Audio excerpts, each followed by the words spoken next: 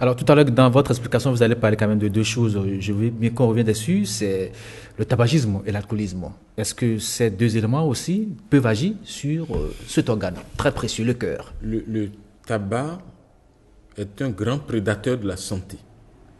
Je ne dis pas de la santé cardiovasculaire seulement. Toute la santé. Le tabac est un grand prédateur de la santé. Quand malheureusement quelqu'un fume, ou même s'il fume à côté d'un autre, les deux sont exposés à de nombreuses maladies pulmonaires, par exemple. Il peut avoir une bronchite chronique, il peut avoir un mauvais fonctionnement des poumons. Au niveau du cœur, on avait déjà dit, ça fait monter la pression artérielle et ça peut créer l'infarctus du myocarde.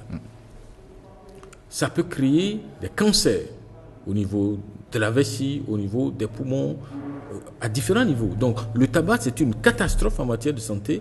Et franchement, je voudrais inciter chacun à s'en éloigner. Il faut arrêter de fumer. Il faut arrêter de fumer. Et de boire aussi. Il n'y a pas aussi d'autre alternative. Le tabac et l'alcool ne sont pas au même niveau. Ok. Et l'alcool à un niveau faible pourrait être considéré parfois comme faisant partie de l'alimentation.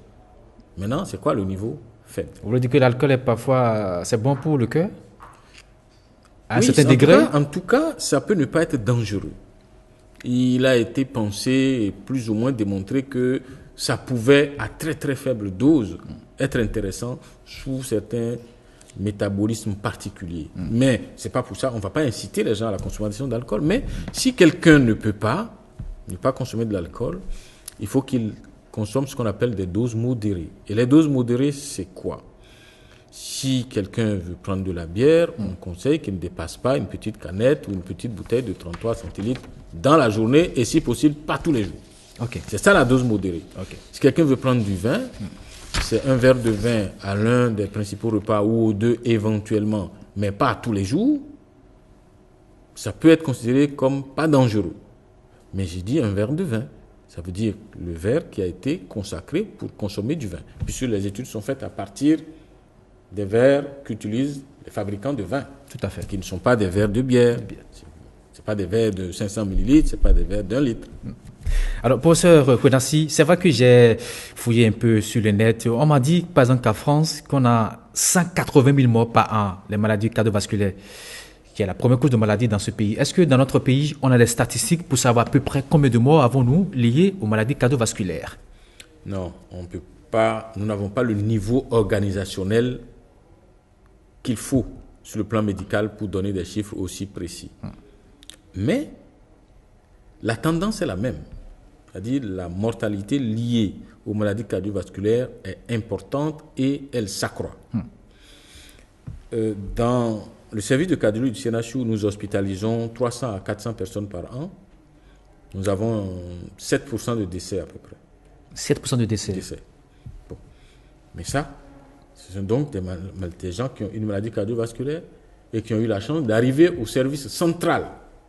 Puisque le service de cardiologie du CNHU, même avec son indigence, c'est quand même le service de référent national où il y a des compétences, il y a des expertises, il y a un peu d'équipement qui permet quand même de travailler.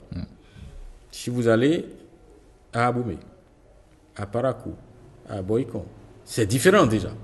Il y a moins d'expertise, il y a moins d'équipement et donc il faut s'attendre à une mortalité plus élevée. Pire, c'est que dans les populations, il y a un nombre très important de personnes qui sont porteuses de maladies cardiovasculaires qui n'ont jamais été dépistées et qui meurent de complications et parfois à la première manifestation, elles meurent. Donc il y a un nombre important de décès qui n'est pas estimé parce que notre système de santé n'est pas suffisamment déployé et n'est pas suffisamment efficace pour estimer. Mais on sait que ça se passe.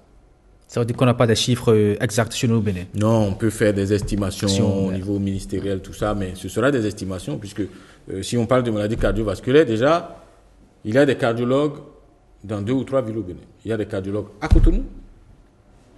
Il y en a de Cotonou, il y en a qui vont à Porto Novo, un peu à Abomey, ils reviennent. Donc, aujourd'hui, je sais qu'il y a au moins 44 cardiologues au Bénin, mais l'essentiel, c'est à Cotonou. Vous avez dit 44 cardiologues Et Au moins, la parce majorité sont à Cotonou. C'est quand même grave ce que vous dites là. La très grande majorité est à Cotonou. Il n'y en a que 2 qui ne sont pas, enfin, disons 4 qui ne sont pas à Cotonou. Il y a 2 à Parakou. Il y en a 2 à Porto-Novo.